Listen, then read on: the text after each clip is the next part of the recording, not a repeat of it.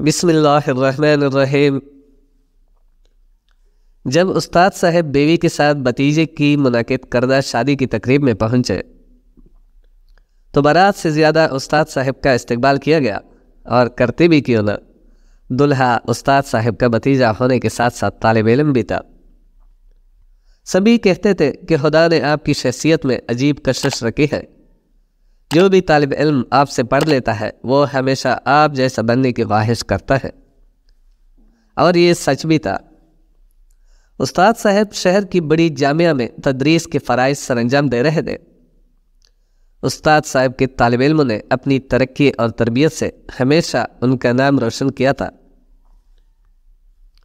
اس لیے استاد صاحب کو بہت ناز تھا کہ قیامت والے دن جب اعمال کے بارے میں پوچھ گچھ ہوگی تو میں کہہ دوں گا کہ میرے اعمال صالح میرے طالب علم ہیں، جن کی میں نے تربیت کی اور معاشرے میں بلائی پھیلانے کا سبب بنا۔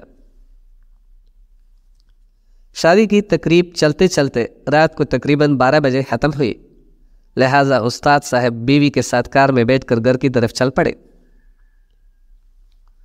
ابھی اگلی ہی سڑک پر پہنچے تھے کہ 6 موٹر سائیکل سواروں نے استاد صاحب کی کار کو گھیرے میں لے لیا۔ 4 سوار موٹر سائیکلوں سے اتر کر کار کے سامنے آ گئے اور 2 موٹر سائیکل پر ہی بیٹھے رہے۔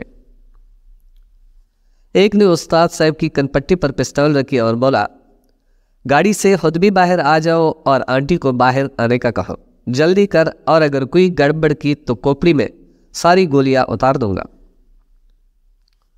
استاد صاحب نے بیوی کو اشارہ کیا تو وہ بھی کار سے باہر آ گئی۔ ایک چور نے استاد صاحب کی تلاشی لی، جو کچھ ان کے مطلب کا تھا لے لیا، اور ایک چور نے ان کی بیوی کے سارے زیور زبردستی اتروا لیے۔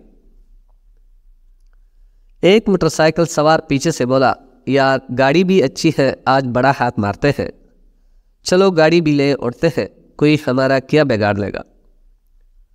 دوسرا چور بولا، ٹھیک ہے، پھر ان دونوں کو مار دیتے ہیں ورنہ پھنس جائیں گے۔ ایک اور بولا، نہیں یار، ان کو باندھ کر سڑک کی دوسری جانب پھینک دو، صبح کوئی کال دے گا، کیوں بے گناہوں کے خون سے ہاتھ رنگے۔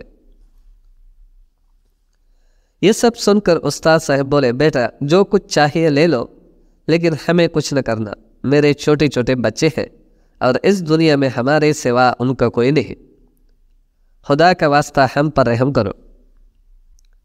ایک موٹر سائیکل سوار موٹر سائیکل سے اترا اور بولا، تم لوگ سامان سمیٹو، میں ان کو باندھتا ہوں۔ جیسے ہی وہ استاد صاحب کے سامنے پہنچا تو بولا، اوہ یار، یہ تو میرے استاد ہیں، چھوڑ دو ان سب کو، سب کچھ پھینک دو، چلو یہاں سے بھاگو۔ چوروں نے جب اپنی ساتھی کی بات سنی تو انہوں نے سب کچھ وہاں پھینکا اور بھاگ کھڑے ہوئے۔ استاد صاحب کی بیوی بولی، شکر ہے آپ کی وجہ سے بچ گئے، ورنہ آج بہت نقصان ہو جاتا۔ استاد صاحب وہی زمین پر گاڑی کے ساتھ ٹیک لگا کر بیٹھ گئے، ان کی آنکھوں میں آنسو تھے۔ ان کی بیوی بولی، کیا ہوا، آپ رو کیوں رہے ہیں، ہمارا کوئی نقصان نہیں ہوا؟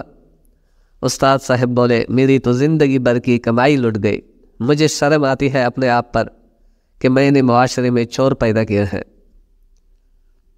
میں اپنے طالب علموں کی تربیت نہیں کر سکا، مجھے تو بڑا ناز تھا کہ قیامت والے دن یہ لوگ میری بخشش کا سبب بنیں گے،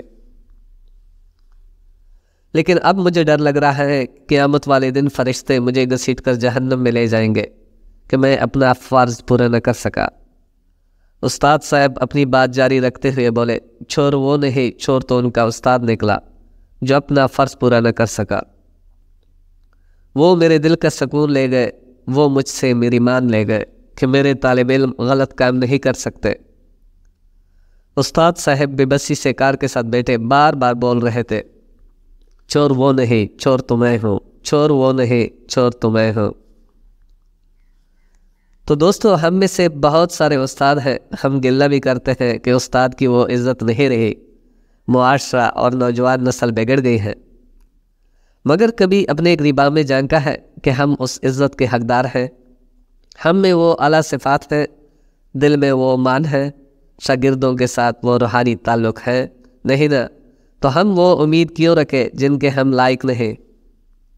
استاد وہ تھے جن کے دل اس پیشے کو اپنے لیے راہ نجات سمجھتے تھے، جن کو اپنی تربیت اور پرورش پر غرور تھا، ایک مان تھا، جو شاگردوں کی تربیت کو عبادت کا درجہ دیتے تھے۔ لہٰذا بحیثیت ایک استاد دوسروں کے بچوں کو وہ تربیت اور اطوار دو جو اپنے بچوں کے لیے سوچتے ہو۔ انشاءاللہ دنیا و آخرت سنور جائیں گے۔ آپ سب دوستوں سے گزارش ہے کہ ویڈیو کو لائک کریں اور ہمارے چینل کو ضرور سبسکرائب کریں۔ ہمارا ہدف آپ کو بہترین اسلامی معاشرتی تاریخی معلومات اور اصلاحی تحریریں پیش کرنا ہے۔ جزاک اللہ۔